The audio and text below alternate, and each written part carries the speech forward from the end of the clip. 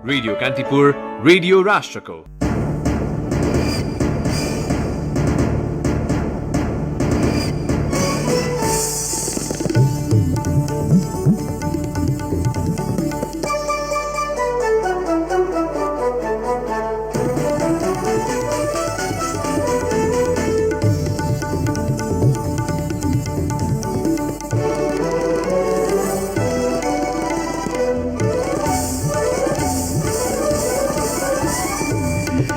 विवाद बढ्दै गएपछि प्रदेश एकका मुख्यमन्त्री राईद्वारा दाहाल नेपाल समूहका 15 सांसदलाई निलम्बन। केन्द्रमा प्रतिनिधि सभा विघटनपछि अब कुन बाटो रोज्ने भन्नेमा कंग्रेस अझै अन्योलमा।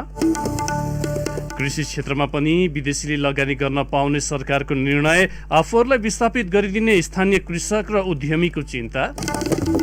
बेलायतमा अनुमति प्राप्त अक्सफोर्ड एन्ड एक्स्ट्राजेनिकको खोप नेपाललाई अनुकूल भारतमै उत्पादन भइरहेकाले नेपाल भित्र्याउन तत्काल पहल सुरु गर्न सरकारलाई विज्ञहरूको सुझाव। अंग्रेजी नयाँ वर्ष 2021 आजबाट सुरु। कोभिड-19 का कारण विश्वभर उत्सव भने प्रभावित। र स्पेनिस ला लिगा फुटबलमा एथलेटिको बिल्बाओ विरुद्ध सोसिडाडको संघर्षपूर्ण जित। ओसासुना र अलाभेसले अङ्क बाँडे। नमस्कार, कान्तिपुर डायरीबाट सहकर्मी केशु र म प्रकाश। समाचार अब विस्तारमा। प्रदेशका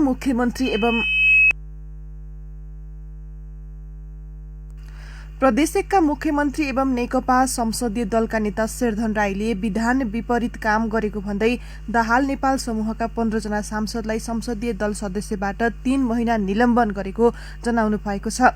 संसदीय दलको कुनै पनि क्रियाकलापमा भाग लिनबाट उनीहरूलाई वञ्चित गरिएको बदार्थ पत्र प्रमुख सचेतक बुद्धि कुमार राज भण्डारीले प्रदेशसभा सचिवालयमा बुझाउनु भएको छ।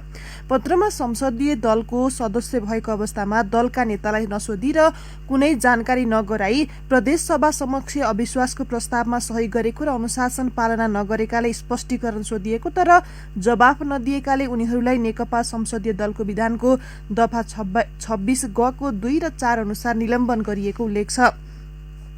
अविश्वासको प्रस्तावमा हस्ताक्षर गरेका मध्ये 19 जनालाई प्रमुख सचेतक राज भण्डारीले मुख्यमन्त्री राईको निर्देशनमा सोमबार 24 घण्टे स्पष्टीकरण सोध्नु भएको थियो।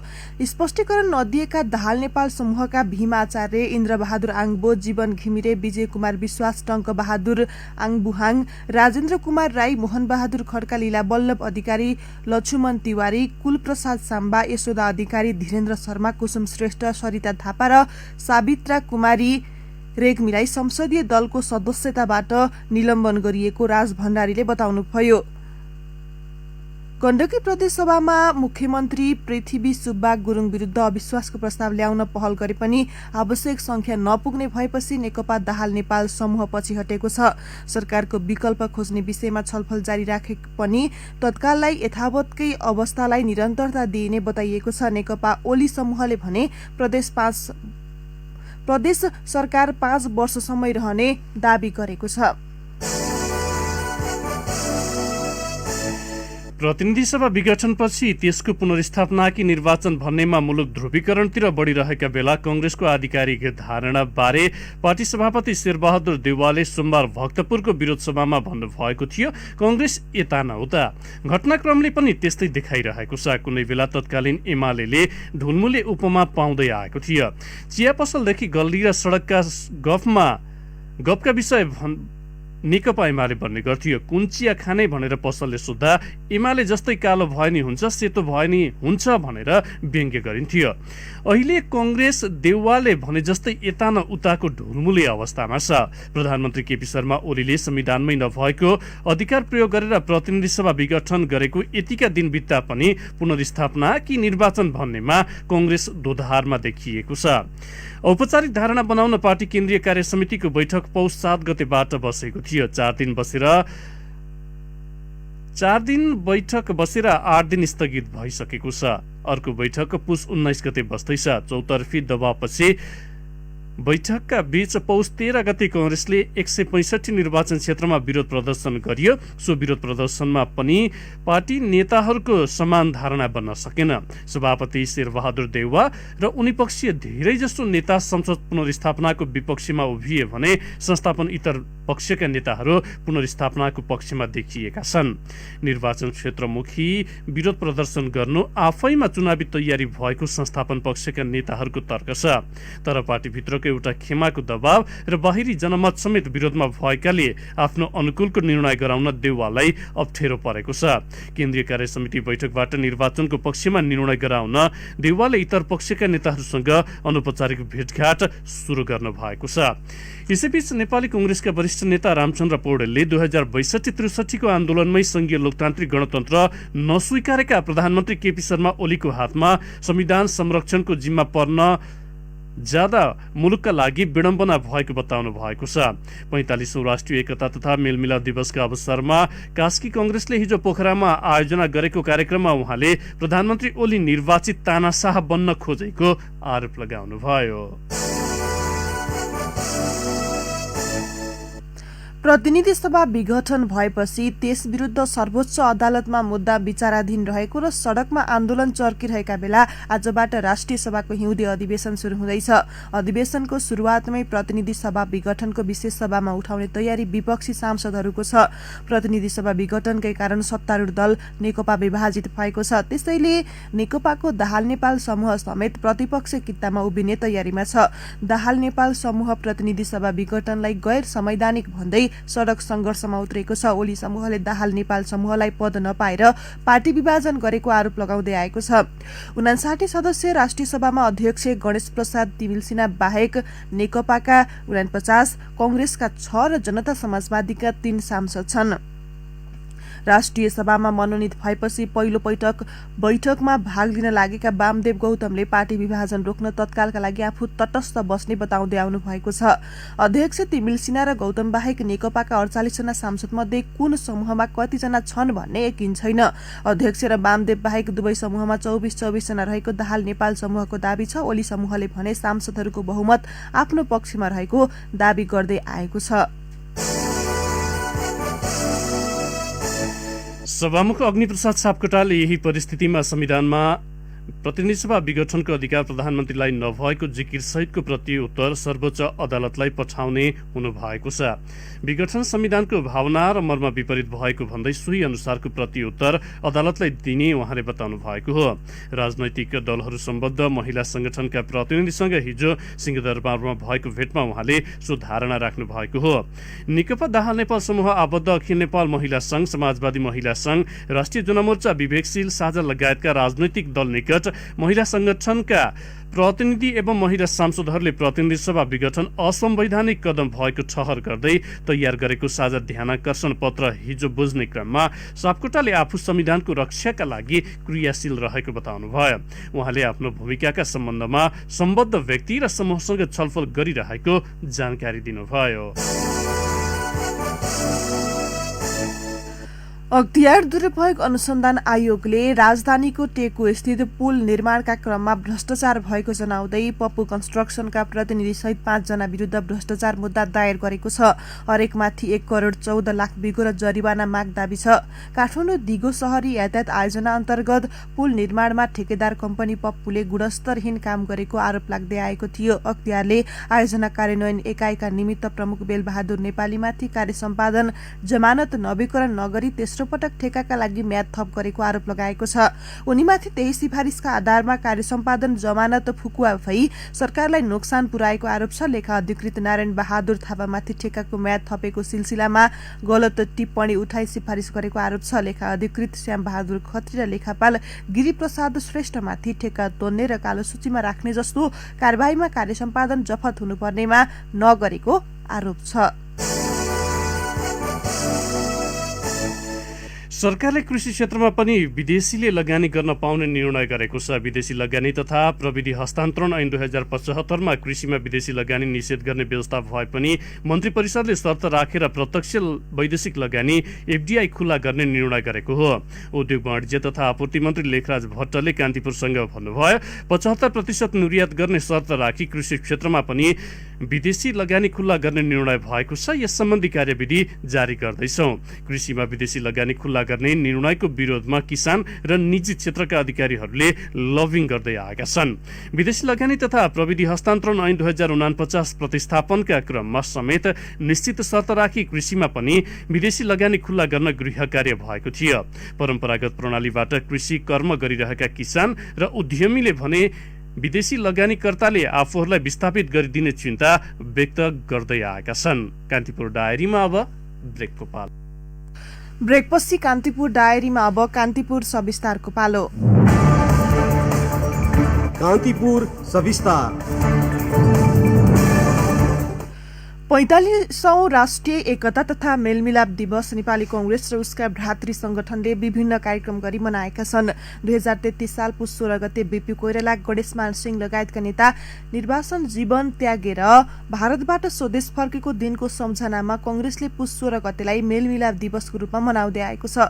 भर्चुअल कार्यक्रमलाई सम्बोधन गर्दै कांग्रेस सभापति शेरबहादुर देउवाले संविधानको रक्षा र संघीय लोकतान्त्रिक गणतन्त्रको सम्वर्धन नै अहिलेको अभिभार रहेको बताउनुभयो।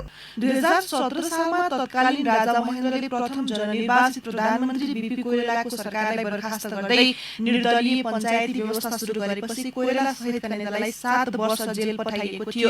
त्यसपछि 2025 सालमा बीपी सहितका नेता भारत गएका थिए। मेलमिलापको नीति बोकेर नेपाल आएका बीपी सहितका नेतालाई पक्राउ गरी काठमाडौँको सुन्दरी जल बन्दी गृहमा राखिएको थियो। बीपीको निधन भएको 38 वर्ष र भारत निर्वाचनबाट फर्केको 44 वर्ष भइसके पनि राष्ट्रिय मेलमिलाप नीतिको औचित्य पछिल्लो समय झन बढ्दै गएको छ। राष्ट्रिय मेलमिलापको राजनीतिक निर्णयको गहिराई बुझ्न बीपी स्वदेश फर्किनु अघि दक्षिण एसियामा भएका दुई घटना बङ्गलादेशको उदय र सिक्किमको भारत विलयलाई बिर्सन नहुने बताउनुहुन्छ पूर्व कांग्रेस नेता जेपी गुप्ता। यसबाट दक्षिण एसिया अशान्त मात्रै नभएर प्रत्यक्ष प्रभावित हुँदै गर्दा नेपालमा समेत त्यसको असर पर्न सक्छ भन्ने विश्लेषण सहित बीपीले मेलमिलापको सिद्धान्त प्रतिपादन गरेको स्मरण गर्नुहुन्छ गुप्ता। दक्षिण एसियाली राजनीतिमा गम्भीर प्रकारको ध्रुवीकरण भयो र एकपछि अर्को गरी दक्षिण एसियाली मुलुकहरूको प्रजातन्त्र समाप्त हुँदै गयो। पाकिस्तानमा प्रजातन्त्र रहेन, बङ्गलादेशमा प्रजातन्त्र रहेन, श्रीलङ्का पूर्ण रूपेण वैदेशिक प्रभावमा पर्न गयो र सबैभन्दा तारणीय विषय अफगानिस्तानमा सोभियत रुस आयो। यसले गर्दा मुलुकहरूको देशीय प्रजातन्त्र समाप्त हुनुको साथसाथै दक्षिण एसिया दुईटा महाशक्ति राष्ट्रको चेपुवामा पर्यो र बीपीको ठोस विश्लेषण थियो कि यस स्थितिमा राष्ट्रियताको सम्वर्धनको नाममा प्रजातन्त्र सदाको लागि समाप्त भएर जानेछ र मुलुकको राष्ट्रियता पनि धरापमा परेर अन्ततः अस्तित्वमाथि नै गम्भीर संकट आउँछ भनेर राष्ट्रिय मेलमिलापको नीतिलाई ल्याउनु भयो। राष्ट्रिय राजनीतिमा मात्र होइन, अन्तर्राष्ट्रिय राजनीति कता मोडिँदैछ भनेर विश्लेषण गर्ने खुबी थियो बीपी कोइरालासँग। पछिल्लो समय सत्तारूढ नेकपाको विभाजन र त्यसअघि र पछि दुई छिमेकी मुलुकबाट भएको उच्च स्तरीय भ्रमणले मुलुकमा अझै बाह्य हस्तक्षेप छ भन्ने प्रष्टै छ। तात्कालीन समयमा दक्षिण एसियामा बढ्दो अशान्तिले नेपाललाई पनि गाँच्ने भएले बीपी 8 वर्ष लामो निर्वाचन त्यागेर नेपाल फर्किनु भएको स्मरण गर्नुहुन्छ कांग्रेसका पुराना नेता होमनाथ दाहाल। सशस्त्र क्रान्ति गर्दाखेरि होस्, त्यो सत्याग्रह होस्, चाहे जुनसुकै क्रान्तिमा पनि उहाँको के थियो भने शासन गर्ने अधिकार जनताको हो, जनताका प्रतिनिधि। राजा तिमी सम्मानित भएर बस आफ्नो ठाउँ भनेर भन्ने बीपीको उसमा अब अहिले राजा छैनन् तर राष्ट्रिय शक्तिहरू त छन्। त्यसकारणले अहिले राष्ट्रिय मेलमिलापको अत्यन्तै सान्दर्भिकता छ।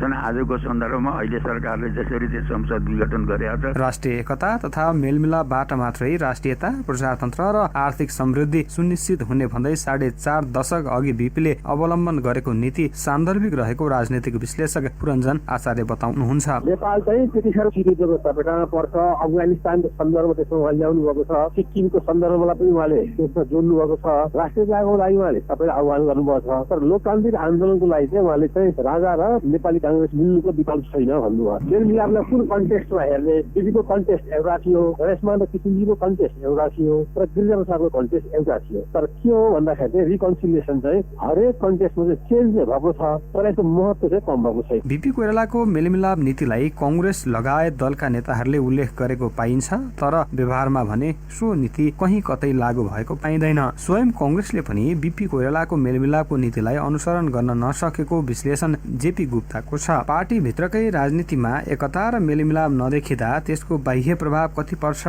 भन्नै पर्दैन। यद्यपि कांग्रेसको हालको नेतृत्व बीपीको विचारबाट पछि हट्न खोजे पनि सिंगो पार्टीले मेलमिलाप नीति त्यागी नसकेको गुप्ताको जिकिर छ। हुन त आज सबैले बीपीको राष्ट्रिय मेलमिलापको नीतिको औचित्यलाई बढीभन्दा बढी मुखर भएर चर्चा गरिरहेको पाइन्छ। तर त्यतिखेर बीपीको राष्ट्रिय मेलमिलापको नीति प्रतिपादन गरी स्वदेश आगमनलाई सकारात्मक रूपमा लिएको बुझिँदैन। न त भारत सकारात्मक रूपमा लिएको थियो, न त अमेरिका र रुसले, न त नेपालमा राजाले नै सकारात्मक रूपमा लिएको देखिन्छ। त्यसकारण त्यसको बहुआयामिक रूपबाट मूल्याङ्कन गर्नुपर्ने हुन्छ मेलमिलाप नीतिको। दलहरूबीच राजनीतिक गतिरोध बढ्दै जाँदा आन्तरिक समस्या समाधानमा स्वदेश भित्रकै शक्ति सन्तुलन बाँचाइ राख्न आफ्ना अडानबाट लचिलो हुनुपर्ने सन्देश मेलमिलाप नीतिको थियो। कतिपयले यसलाई राजासँग बीपीको आत्मसमर्पण भनेर पनि अर्थ्याए। तर सत्ता र शक्तिमा भएकासँग सहकार्य गरे मात्रै राष्ट्रियता सुदृढ हुनेमा बीपी सदैव स्पष्ट र दृढ संकल्पित हुनुहुन्थ्यो। त्यसैले त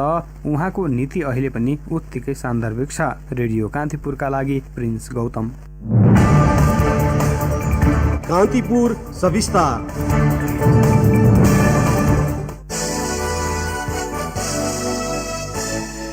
बेलायतले आपतकालीन स्वीकृति प्रदान गरेको कोभिड-19 विरुद्धको अक्सफोर्ड एस्ट्राजेनिकाको खोप ल्याउन नेपाललाई सहज हुने भएको छ।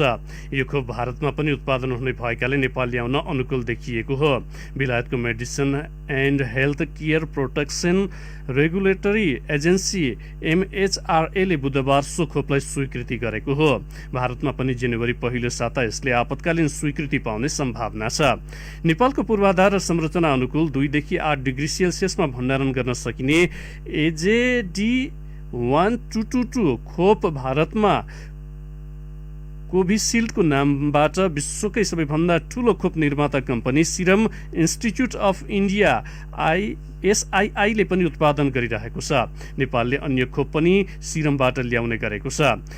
इपिडियोमोलोजी तथा रोग नियन्त्रण महाशाखाका पूर्व निर्देशक डाक्टर बाबुराम मोरासिनीले भन्नुभयो, विशेष गरी प्रधानमन्त्री केपी शर्मा ओलीले भारत र बेलायतका प्रधानमन्त्रीसँग प्रत्यक्ष संवाद लगायतका कूटनैतिक पहल गरेर कोभिसिल्ड किनेर वा जसरी भए पनि मुलुकमा ल्याउन प्रक्रिया सुरु गर्नु भएको छ।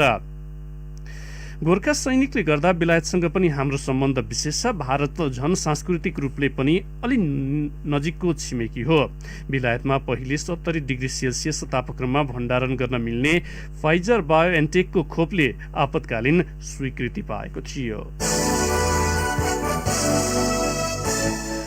लोकसेवाले गत आर्थिक वर्षभरिमा निजामती सेवातर्फ 304 जनालाई मात्रै नियुक्तिको सिफारिस गरेको छ। विगतका वर्षहरूको तुलनामा सो संख्या न्यून हो। कोभिड महामारीको कारण आयोगले निकाल्ने विज्ञापन, परीक्षा लगायतका काम रोकिएपछि सिफारिस संख्या कम भएको आयोगले जनाएको छ। आयोगका सूचना अधिकारी देवी प्रसाद सुवेदीका अनुसार विगतका वर्षहरूमा निजामती सेवातर्फ मात्रै 5 देखि 6000 सम्म सिफारिस हुँदै आएकोमा यस वर्ष 100 को अङ्कमा सो संख्या झरेको छ। कोभिडका कारण अन्य क्षेत्र प्रभावित भए जस्तै सरकारी सेवाको भर्ना प्रक्रिया पनि प्रभावित भएको उहाँले उल्लेख गर्नुभयो। नेपालको पछिल्लो राजनैतिक घटनाक्रमलाई लिएर चीन र भारतपछि अमेरिकाले पनि मुख खोलेको छ। काठमाडौँ स्थित अमेरिकी दूतावासले यसलाई नेपालको आन्तरिक मामिला भनेको छ। दूतावासकी प्रवक्ता आना रिची एलेनले कान्तिपुरसँग भन्नुभयो, यो नेपालको सार्वभौम सत्ता र राजनैतिक दलले आफ्नो लोकतान्त्रिक संवैधानिक प्रक्रिया र कानूनको शासन अनुरूप समाधान गर्ने आन्तरिक मामिला हो। प्रधानमन्त्री केपी शर्मा ओलीले पौष 5 गते प्रतिनिधि सभा विघटन गर्नु भएको थियो। त्यही राजनैतिक संकटका माझ चीनबाट चिनिया कम्युनिस्ट पार्टीका अन्तर्राष्ट्रिय विभागका उपमन्त्री कुओ येचौ नेतृत्वको 4 सदस्यीय टोली 4 दिने भ्रमणमा आएर बुधबार स्वदेश फर्किएको थियो। 25 समूह नेपालले अहिलेको राजनीतिक संकट समाधानको एकमात्र विकल्प संसद पुनर्स्थापना रहेको जनाएको छ। संवैधानिक निजामती र सुरक्षा निकायका पूर्व पदाधिकारी सम्मिलित समूहका संयोजक उपेन्द्र गौतमद्वारा जारी विज्ञप्तिमा पुस 5 गतेको कदमले देश गम्भीर संवैधानिक र राजनीतिक संकटको अध्यायमा प्रवेश गरेको उल्लेख छ। समूहले सर्वोच्च अदालतले विवेकपूर्ण निर्णय गर्ने पनि आशा राखेको छ। विज्ञप्तिमा भनिएको छ, महामहिम राष्ट्रपति र प्रधानमन्त्री समेतलाई संसद विघटन फिर्ता लिई देशलाई यो विषम परिस्थितिबाट मुक्ति दिने विवेकपूर्ण पहल गर्न अनुरोध गर्दछौ। रौतहटको चन्द्रपुरमा सोमबार छिमेकी 22 वर्षीय दिनेश दास तत्माबाट 7 वर्षकी बालिका बलात्कृत भइन्। घटनापछि लगातार रक्तस्राव हुन थालेपछि बालिकालाई अभिभावकले तत्कालै चन्द्रनिगाहपुर स्थित सरकारी अस्पताल पुर्याए। उनलाई चिकित्सकले सामान्य उपचार गरेर घर फर्काइदिए। घर लगिएको केही समयपछि पुनः रक्तस्राव हुन थालेपछि बालिकालाई मंगलबार दिउँसो फेरि सोही अस्पताल पुर्याइयो, तर यसपटक पनि चिकित्सकहरूले चासो देखाएनन्। पीडित बालिकाका एक आफन्तले भने रक्तमय बनेकी बालिकालाई हेर्नु त पर जाओस्, बीचको कपडा फेर्न समेत कोही आएनन्। हार गुहार गरेपछि चिकित्सक त आए, तर भिन्नै उपचार गर्नुपर्नेमा भिडभाडकै बीच राखियो। घटनाबारे जानकारी पाएपछि चन्द्रपुर नगर उपप्रमुख रामरती चौधरी अधिकारकर्मी सहितको टोली लिएर अस्पताल पुग्नुभयो। उहाँले कान्तिपुरसँग भन्नुभयो, बालिकाको उपचारमा आवश्यक संवेदनशीलता देखाइएको पाइएन। यति जघन्य अपराधमा घाइते बालिकाको अवस्था हेरेर उचित उपचार गर्नुपर्छ। हाल अस्पतालको व्यवस्थापनको जिम्मा नगरपालिकालाई छ। नगरपालिकाको स्वास्थ्य शाखा प्रमुख अभय ठाकुरले बालिकाको उपचारमा कुनै कमी हुन नदिने उल्लेख गर्नुभयो। नेपाल विद्युत प्राधिकरणले प्रणालीमा माग अनुसारको पर्याप्त विद्युत रहेको भन्दै लोडसेडिङ गर्नुपर्ने अवस्था नरहेको प्रस्ट्याएको छ। केही साता यता सूचना बिनै पटक पटक विद्युत अवरुद्ध हुने समस्या बढेपछि उपभोक्तामा पुनः लोडसेडिङ शुरू हुने संशय बढेको छ। प्राधिकरणले प्रणालीमा भार क्षमता भन्दा बढी विद्युत हुँदा केही समय सेवा अवरुद्ध भएको भन्दै यसलाई लोडसेडिङ भन्न नमिल्ने दावी गरेको छ। प्राधिकरणले पोल सार्नुपर्दा, मर्मत गर्नुपर्दा र केही आपतकालीन घटनाका कारण केही बेर विद्युत अवरुद्ध हुने गरेको विज्ञप्ति मार्फत उल्लेख गरेको छ। महाकाली सन्धिको 2.5 दशकपछि यसको महत्वपूर्ण बुदा पञ्चेश्वर बहुउद्देश्य परियोजना कार्यान्वयन गर्न भारतीय पक्ष लचिलो बन्ने संकेत गरेको छ। पञ्चेश्वर परियोजना अघि बढाउन नेपाल र भारतले संयुक्त रूपमा तयार पारेको विस्तृत परियोजना प्रतिवेदन डीपीआरमा सुल्झाउन बाँकी महत्वपूर्ण बुदामध्ये 4 वटामा सहमति जुटेको छ। पञ्चेश्वरको डीपीआरमा विवादित भनिएका बुदामा छलफलका लागि 5 सदस्यीय टोली सहित दिल्ली पुगेर फर्किएका ऊर्जा सचिव दिनेश कुमार घिमिरेले सोमबारको छलफलबाट 4 वटा बुदामा सहमति जुटेको र एउटा बुदामा सकारात्मक छलफल भएको भन्दै यसलाई महाकाली सन्धिको कार्यान्वयनमा जान ठूलो सफलता मिलेको टिप्पणी गर्नुभयो। कान्तिपुर डायरीमा पुनः ब्रेकको पालो। कान्तिपुर डायरीमा अब आर्थिक प्रसंग। कर्णाली प्रदेशमा कृषि उपज उत्पादन र बजारीकरणमा सहयोग पुर्याउन राष्ट्रिय खाद्य बैंक स्थापना हुने भएको छ। बैंकले कर्णाली सहित 7 प्रदेशमा प्रदेश कार्यालय स्थापना गरी दिगो कृषि उत्पादनमा जोड दिएको हो। अर्ग्यानिक उत्पादनदेखि घर दैलोमै पुगेर उचित मूल्यमा किन्ने बैंकको उद्देश्य छ। केही महिना अघि मात्रै 2 अर्ब रुपियाँ पुँजी जम्मा गरी काठमाडौँमा स्थापना भएको बैंकले प्रदेश, जिल्ला तथा आवश्यकता अनुसार स्थानीय तहमा पनि कार्यालय स्थापना गर्ने कार्यकारी अध्यक्ष शंकरनाथ उप्रेतीले बताउनुभयो। उहाँका अनुसार बैंकले सबैभन्दा पहिला कुन ठाउँमा कस्ता बाली उत्पादन हुन्छन् भनी विज्ञहरू मार्फत पहिचान गर्नेछ। कान्तिपुर डायरीमा अब अन्तर्राष्ट्रिय प्रसंग। अंग्रेजी नयाँ वर्ष 2021 आजबाट सुरु भएको छ। ग्रेगोरियन क्यालेन्डर अनुसार सन् 2020लाई विदा गर्दै 2021 आजबाट सुरु भएको हो। इराकको मेसोपोटामियाबाट नयाँ वर्ष मनाउने प्रचलन सुरु भएको हो।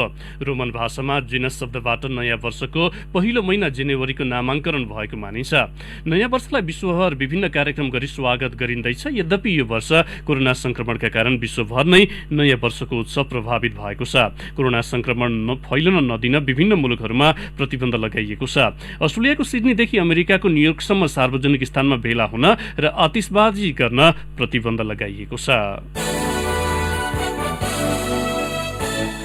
अब खेल प्रसङ्ग स्पेनिस ला लिगा फुटबलको पछिल्लो खेलमा रियल सोसिडाड विजयी भएको छ। एथलेटिको बिल्बाओलाई 1-0 हराउँदै सोसिडाडले शीर्ष टोलीसँगको दूरी घटाएको हो। क्रिस्टियन पोर्टुले खेलको 5औं मिनेटमा गरेको गोल उसको जितमा निर्णायक बनेको थियो। खेलमा अधिकांश समय सोसिडाडलाई दबावमा रहेको बिल्बाओले सीमित अवसरलाई पनि सदुपयोग गर्न सकेन। 17 खेलबाट 29 अङ्क जोडेको सोसिडाड तालिकाको तेस्रो स्थानमा छ। बिल्बाओ 18 अङ्कमा तालिकाको 12औं स्थानमा छ। गैराती नै ओसासुना र डिपोर्टिभो अलाभेसले एक गोलको बराबरी खेल्दै अङ्क बाँडेका छन्। अब मौसम सम्बन्धी जानकारी। आज काठमाडौँ उपत्यका सहित देशका अधिकांश भूभागमा मौसम सामान्यतया बदली हुने जल तथा मौसम पूर्वानुमान महाशाखाले जनाएको छ। केही बेर अघि 3 डिग्री सेल्सियस मापन गरिएको काठमाडौँ उपत्यकाको अधिकतम तापक्रम आज 19 डिग्रीसम्म पुग्नेछ। सूर्योदय बिहान 6:54 भयो भने सूर्यास्त भरे साँझ 5:20 हुनेछ। हवस् त यिनै प्रसङ्गसँगै कान्तिपुर डायरीको यो बुलेटिन यही सकिन्छ। अहिले केही बेरमा प्रसारण हुने हाम्रो नियमित कार्यक्रम द हेडलाइनर्समा कूटनैतिक विश्लेषक एवं एसियाली अनुसन्धान केन्द्र सिनासका कार्यकारी निर्देशक डाक्टर मृगेन्द्र कार्कीसँग कुराकानी गर्दैछौँ, सुन्ने प्रयास गर्नुहोला। कान्तिपुर डायरीबाट सहकर्मी केशु र म प्रकाश आज्ञा माग्छौँ। नमस्कार।